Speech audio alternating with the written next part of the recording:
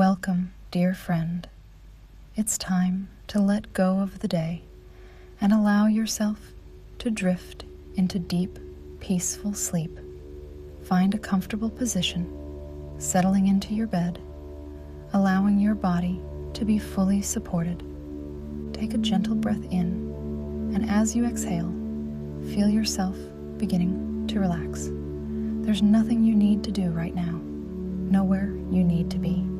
This is your time to release everything and simply float into rest. Close your eyes softly, and as you do, imagine that the weight of your body is becoming lighter. With each breath you take, you feel a little lighter, a little more at ease, as if you could simply drift upward, weightless and free.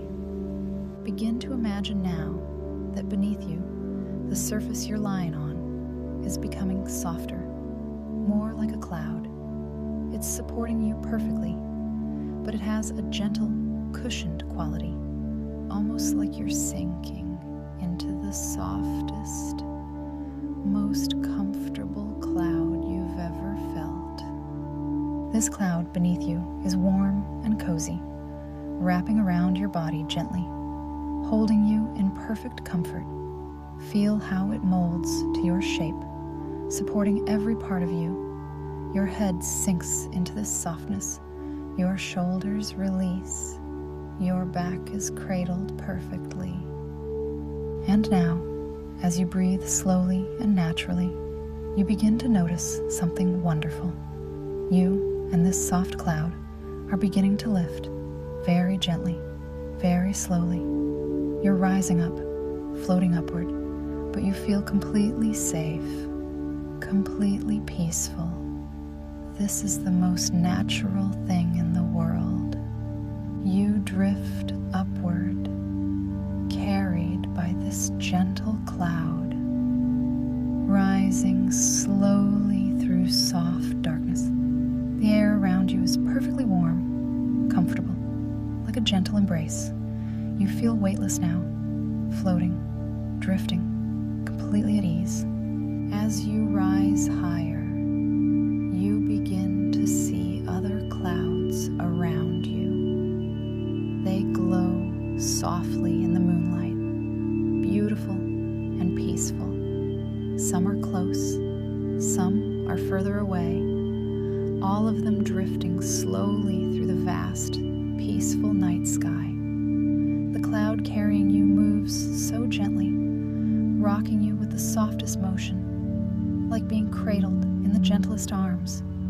This subtle movement is deeply soothing, lulling you deeper into relaxation with each passing moment. Look up now and see the night sky above you. It's the most beautiful sight. The sky is deep and vast, a rich midnight blue, and scattered across it are countless stars. They shine steadily, peacefully, each one a point of gentle light in the peaceful darkness. Some stars are bright, some are subtle, and together they create a canopy of light above you. They seem to pulse gently, breathing light into the night, and watching them makes you feel even more relaxed, even more at peace. Your cloud drifts slowly through this peaceful space, moving with no effort, no destination. You're simply floating, suspended between the earth far below and the stars above, held perfectly in this moment of peace. Feel how light your body has become. Your arms are weightless. Your legs are weightless. Your whole body feels as if it could drift like a feather on the gentlest breeze.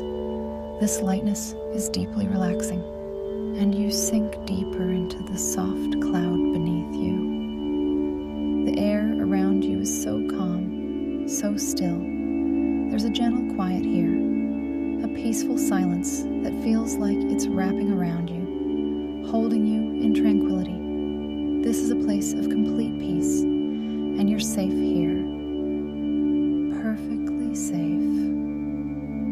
Your cloud drifts past other clouds, all of them glowing softly in the starlight and moonlight. They're like gentle companions, floating peacefully through the night. Some are large and billowing, some are small and delicate, all of them beautiful in their softness.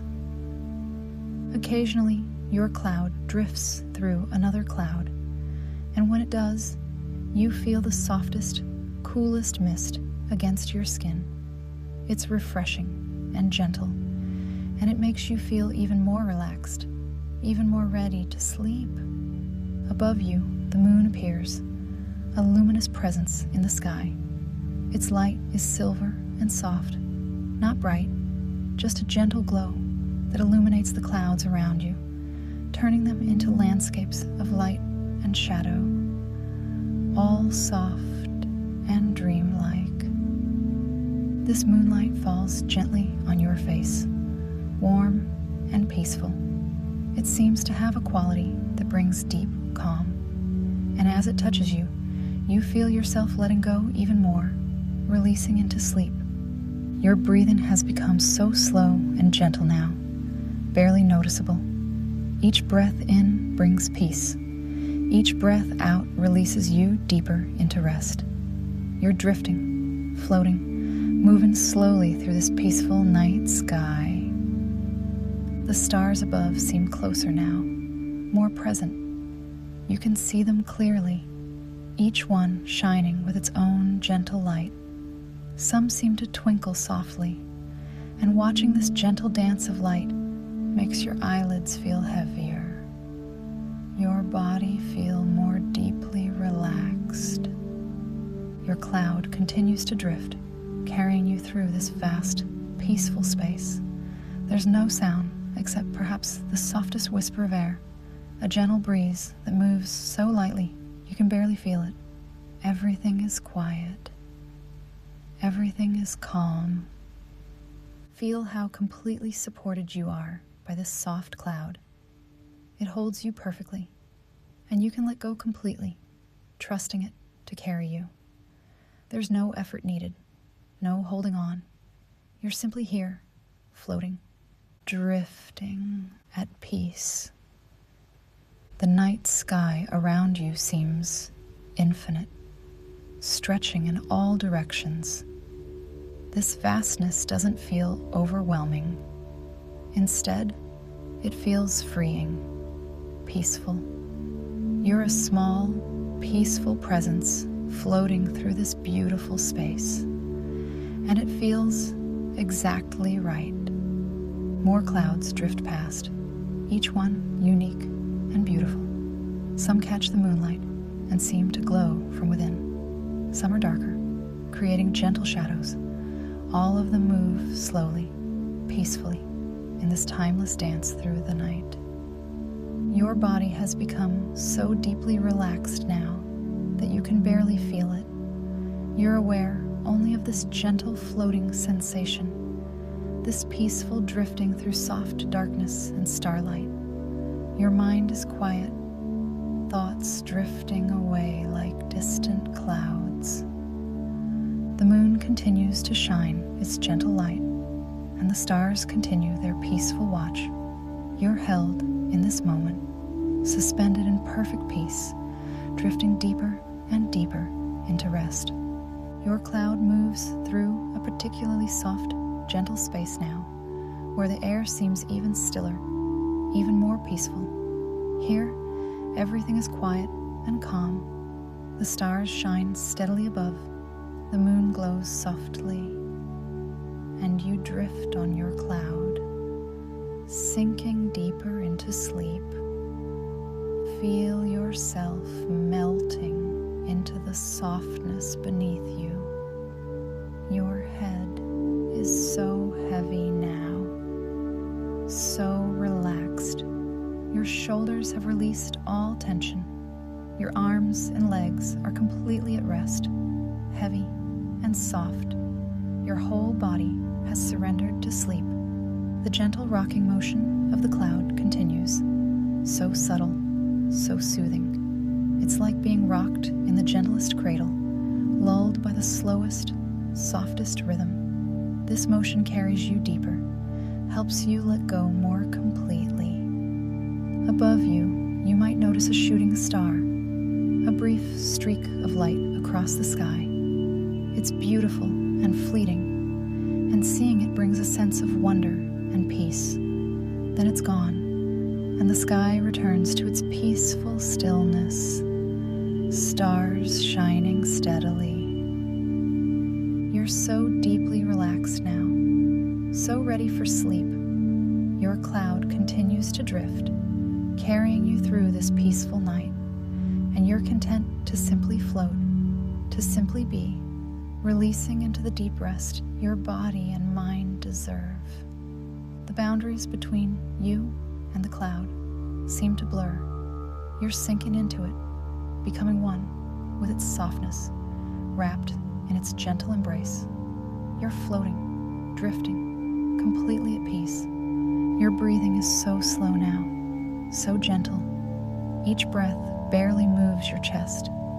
You're hovering in that space between waking and sleeping, that peaceful realm where everything is soft and dreamlike.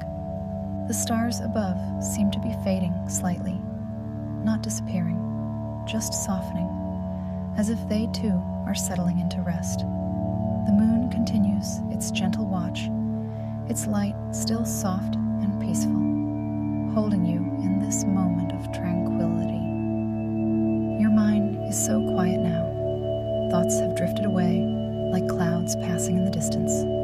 What remains is only peace, only calm, only the gentle sensation of floating through soft darkness. The cloud beneath you feels like the softest bed, the most comfortable place you've ever rested. You're so deeply relaxed, so ready to surrender to sleep. There's no resistance left, no holding on. You're simply here, drifting, peaceful. Feel yourself sinking deeper into the cloud, deeper into rest. Your body is heavy and light at the same time, heavy with relaxation, light as it floats. This perfect paradox brings you deep peace. The night holds you gently. The stars watch peacefully. The moon glows softly. Your cloud drifts slowly, and you let go completely, surrendering to sleep, falling into deep, restful slumber. Everything is peaceful. Everything is calm. You're safe. You're comfortable. You're drifting into the deep sleep you deserve. Let yourself go now, completely, totally, into rest. Float on your cloud, drift through the peaceful night, and sleep deeply, peacefully, completely. The night will hold you. The stars will watch over you, and you will rest. Drift now. Float. Sleep. Deep, peaceful, restful sleep surrounds you, holds you, carries you into dreams. Let go completely. Sleep deeply. Rest peacefully. The lighthouse in the storm. That's what people called it.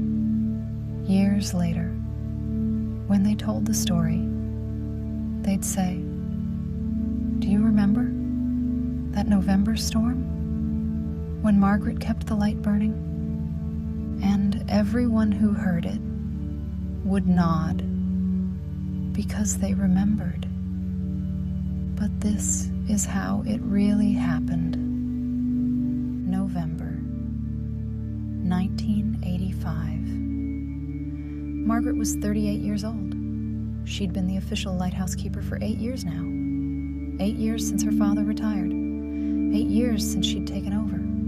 Just like she'd promised Thomas all those years ago. It was a Tuesday morning. Margaret woke to the sound of wind. Not unusual. The coast was always windy, but this wind, it sounded different, urgent, insistent. She got out of bed, walked to the window, and looked out. The sky was gray, heavy. The clouds moved fast, too fast. The ocean was dark, restless, waves larger than normal, whitecaps everywhere. Margaret frowned. She turned on the radio. The weather station was already broadcasting warnings. A major storm system is approaching the coast, expected to make landfall this evening. All residents in coastal areas are advised to evacuate. Winds up to 80 miles per hour. Heavy rain. Dangerous surf. This is a serious weather event. Please seek shelter inland. Margaret turned off the radio. Evacuate. She looked out the window again, at the lighthouse, standing tall against the angry sky. Someone had to stay.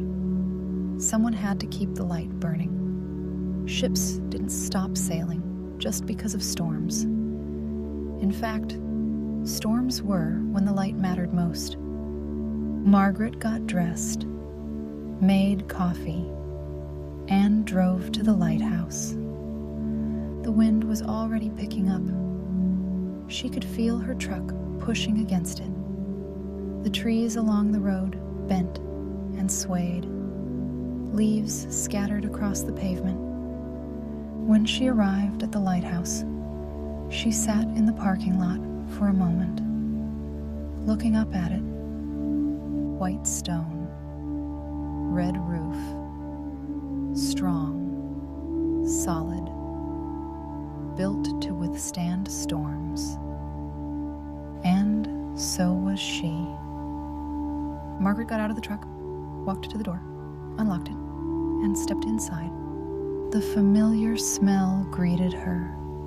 Stone and oil and time. She climbed the stairs, 163 of them, and when she reached the top, she checked everything. The lamp, working properly. The backup generator, fueled and ready. The manual lighting system, just in case. Everything was in order. Margaret stood at the window, watching the storm approach. It was still miles away, but she could see it, a dark wall on the horizon, moving closer. She had time. She went back down the stairs to her small office on the first floor, and she made a phone call. Sarah, it's Mom. Her daughter's voice, concerned. Mom, are you okay? They're saying there's a huge storm coming. I know, Margaret said. I'm at the lighthouse. Mom, you need to evacuate. They're saying, I can't leave, sweetheart. Someone has to keep the light on. A pause. Then Sarah's voice, softer. I know. Just be careful, okay? I will. I promise. I love you, Mom. I love you, too. Margaret hung up the phone, and for a moment, she just sat there, in the quiet, before the storm. She thought about Thomas, her grandfather. What would he do? She knew the answer. He'd stay. He'd keep the light burning, no matter what. And so would she. Margaret spent the afternoon preparing. She brought in extra fuel for the generator, extra oil for the lamp, batteries, flashlights, a thermos of hot coffee, some food, a blanket. She checked the radio every hour. The storm was getting worse. The predictions were getting more severe. All coastal residents must evacuate immediately. The This storm is extremely dangerous. Do not remain in coastal areas. But Margaret stayed. By 4 o'clock, the sky was nearly black. The wind was howling. The ocean was violent. Waves crashed against the rocks below, louder than she'd ever heard them. Margaret climbed the stairs again to the lantern room, and she stood at the window. The storm was here. Rain began to fall, not gentle, not soft, hard, driving, sideways. The wind pushed it against the windows, so hard it sounded like gravel. Thunder rumbled, far away at first, then closer, closer. Lightning flashed, illuminating the ocean for just a second, showing the chaos, the fury, the power. Margaret took a breath. This was going to be a long night. At 6 o'clock, the power went out. Margaret wasn't surprised. She'd been expecting it.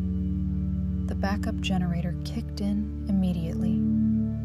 The lights flickered, then steadied. The lamp continued to turn, sweeping its beam out across the storm, into the darkness, into the rain. Margaret watched, making sure everything was working. And it was, for now. At 7 o'clock, the wind got worse, much worse. It screamed around the lighthouse, a constant roar. The building shook, just slightly, just enough to feel. Margaret gripped the railing, steady. The lighthouse had been here for over 100 years. It had survived storms before. It would survive this one. She checked the lamp again, still working, still turning, still shining. Good. At 8 o'clock, Margaret saw the first ship, distress lights, flashing out in the storm. A fishing boat, caught in the waves, struggling. Margaret's heart raced. She grabbed her binoculars, tried to see through the rain, through the dark. The boat was small, maybe 30 feet. It was being tossed by the waves, pushed toward the rocks, toward danger. But the lighthouse beam swept across it, again and again, showing the captain where the rocks were, showing him where to turn, where to go. Margaret watched, holding her breath. The boat turned, away from the rocks, toward open water, towards safety. She exhaled. One ship saved because of the light. At 9 o'clock, the backup generator sputtered. Margaret's stomach dropped. No, no, no, no. She ran down the stairs to the generator room. The machine was making a terrible sound, grinding, struggling. She checked the fuel. Full. She checked the connections. Secure. But something was wrong. The generator coughed. Once. Twice. And then it died. The lighthouse went dark. Margaret stood in the sudden silence, the sudden blackness. Number. She couldn't let this happen. Ships were out there. people were depending on her. She ran back up the stairs, grabbed her flashlight, and went to the lamp. The manual system, the one Thomas had taught her about, the one she'd practiced, just in case. This was that case. Margaret's hands were shaking, but she steadied them. She had to. She opened the panel, found the manual ignition, the oil reservoir, the wick, just like Thomas had shown her all those years ago. She poured oil carefully, adjusted the wick, struck a match. The flame caught, small at first, then growing, filling the lamp. Margaret engaged the manual rotation mechanism. It was heavy. It required effort, but it worked. The lens began to turn. Slowly, the light began to sweep across the ocean, across the storm. The lighthouse was burning again, but this time, Margaret would have to keep it going, manually, all night. She looked at her watch. 9:15. Dawn wouldn't come until 6:30. 9 hours. She could do this. She had to. The storm raged on. The wind, the rain, the thunder, the lightning. It was relentless, endless, overwhelming. But Margaret stood in the lantern room, and she kept the light burning.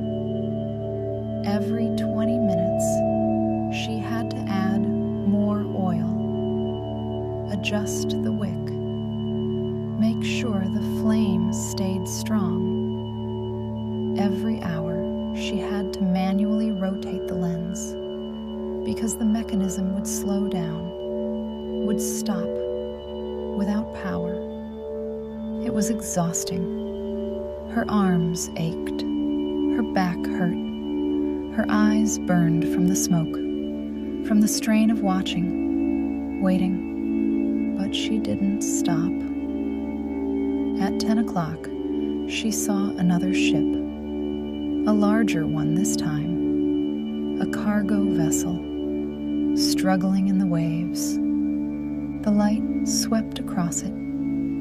The captain saw it, adjusted course, away from the reef, away from disaster. Margaret smiled, despite her exhaustion. 2 ships saved. At 11 o'clock, the rain got heavier, if that was even possible. The windows were completely obscured.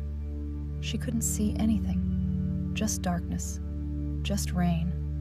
But the light kept turning, kept shining out into that darkness. Someone, somewhere, could see it. That was all that mattered. At midnight, Margaret sat down, just for a moment, just to rest. Her body was so tired. Her mind was foggy. She hadn't eaten, hadn't slept, hadn't stopped moving for hours. But she couldn't stop now.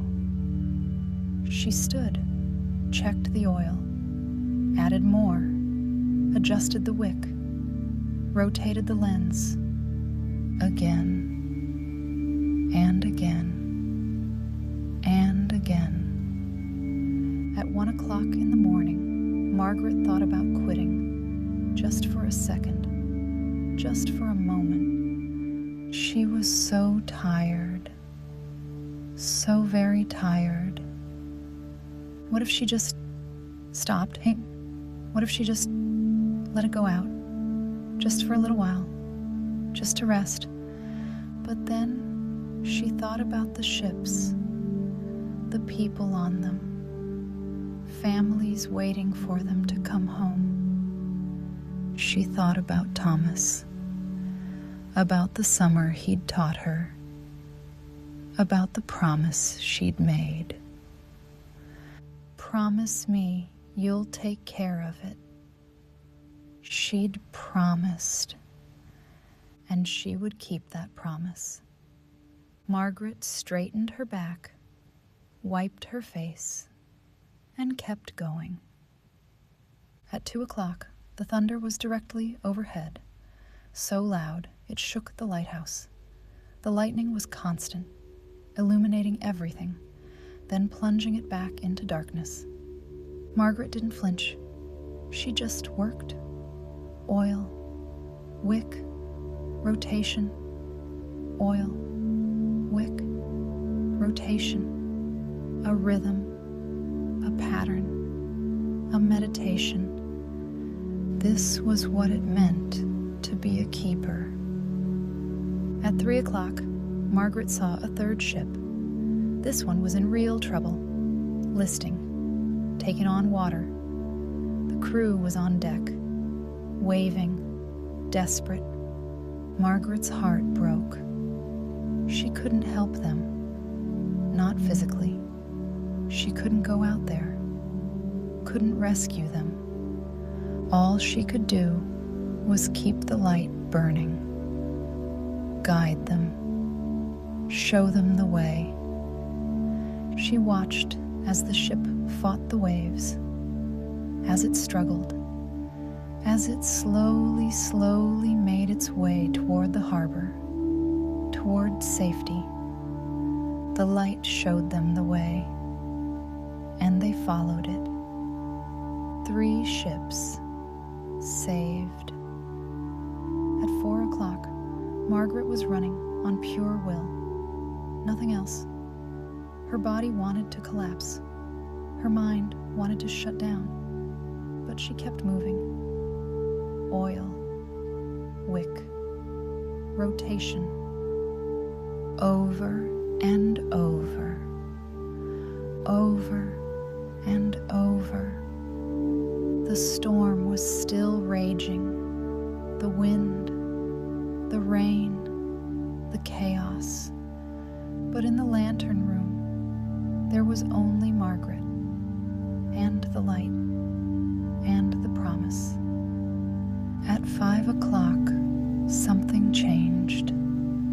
The wind, it was quieter, not silent, but less. The rain was lighter, the thunder more distant. The storm was passing. Margaret looked out the window, and through the rain, she could see something, a hint of gray on the horizon, not quite light, but less dark. Dawn was coming. She kept going. Oil, wick, rotation. Just a little longer, just a little more. At 6 o'clock, the rain stopped, just like that. One moment, it was falling. The next, it was gone. The clouds began to break apart, slowly, revealing patches of sky, stars, still there, still shining. The ocean was still rough, but calmer, the waves smaller, the fury fading. Margaret stood at the window, and she watched the sunrise. It was the most beautiful thing she'd ever seen. The sky turned from black to gray to pink to gold. The light spread across the water, illuminating the world, bringing it back to life. The storm was over. She'd made it. She'd kept the light burning. All night. Through everything. Margaret looked down at her hands. They were covered in oil, soot. Her clothes were filthy. Her hair was a mess. She was exhausted beyond words. But she'd done it. She let the lamp burn for another hour, just to be sure.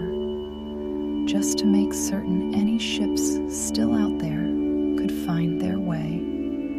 And then, finally, she extinguished the flame. The lighthouse went quiet.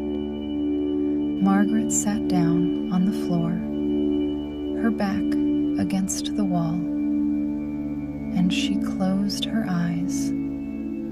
She didn't sleep. She was too tired to sleep, too wired, too overwhelmed. She just sat there, in the silence, in the peace. Around 8 o'clock, she heard a sound. A vehicle. Multiple vehicles. Margaret stood, walked to the window, and looked down. People were arriving. Town officials. Coast Guard. Emergency services. And then she saw someone running toward the lighthouse. Someone she recognized. Sarah. Margaret hurried down the stairs. All 163 of them, her legs protesting with every step. She pushed open the door, and there was Sarah, hair wild, eyes red, but alive, safe. "Mom," Sarah ran to her, threw her arms around her. "Oh my God, Mom, I was so worried. I tried to call. The lines were down. I drove here as soon as the roads opened. Are you okay?" Margaret hugged her daughter tight. "I'm okay. I'm fine. The lighthouse. It's fine." Sarah pulled back, looked at her mother, really looked at her, took in the oil, the soot, the exhaustion. "You stayed. You kept the light on, didn't you?" Margaret nodded. Sarah shook her head, but she was smiling, almost crying. "You're insane. You know that?" "Maybe," Margaret said, "but ships made it home because of the light." A Coast Guard officer approached. "Ms. Hayes? Margaret Hayes?" "Yes." "Ma'am, we've been getting reports all morning from ships that were caught in the storm. 3 different vessels have reported that your lighthouse saved them, guided them to safety, when everything else failed." The officer extended his hand. "You saved lives last night. You should be very proud." Margaret shook his hand, but she felt strange. Not proud. Not exactly. Just certain that she'd done what needed to be done. "It's my job," she said simply. The officer nodded. Still, not many people would have stayed. Not many people would have kept going. All night, manually. That takes something special. Margaret didn't know what to say, so she just nodded. Over the next few hours, more people arrived. News crews, photographers, officials wanting to inspect the lighthouse, make sure it was safe, Margaret answered their questions, showed them the damage, which was minimal. The lighthouse had held. By afternoon, the crowds had gone. The excitement had faded. Sarah had convinced Margaret to go home, get cleaned up, rest. But before she left, Margaret climbed the stairs one more time to the lantern room. She stood at the window, looking out at the ocean. It was calm now, peaceful, like the storm had never happened. But she knew the truth. The storm had happened, and she'd been here, and she'd kept the light burning, just like Thomas had taught her, just like she'd promised. Margaret reached into her pocket, felt the key, the one he'd given her all those years ago. "I kept my promise, Grandpa," she whispered. And somewhere she knew Thomas was smiling, proud of his Maggie, the keeper who'd stayed when everyone else had left. The lighthouse in the storm. That's what people called it. For years afterward, they'd tell the story about the night Margaret kept the light burning, manually, for 9 hours, through the worst storm in decades. And every time they told it, they'd say, "That's a real lighthouse keeper. That's what it means to keep the light." Margaret never thought of herself as a hero. She'd just done her job, kept her promise, stayed when it mattered. But that night, that long, dark, stormy night, had proven something to herself, to the town, to everyone. Some lights never go out, no matter how hard the wind blows, no matter how dark it gets, because there are people like Margaret, like Thomas, like all the keepers who came before, who stand in the darkness and keep the light burning, so others can find their way home. That's what keepers do. That's what Margaret did. And she would do it again, without hesitation, because that's what she'd promised that summer, so long ago, to take care of the light, always.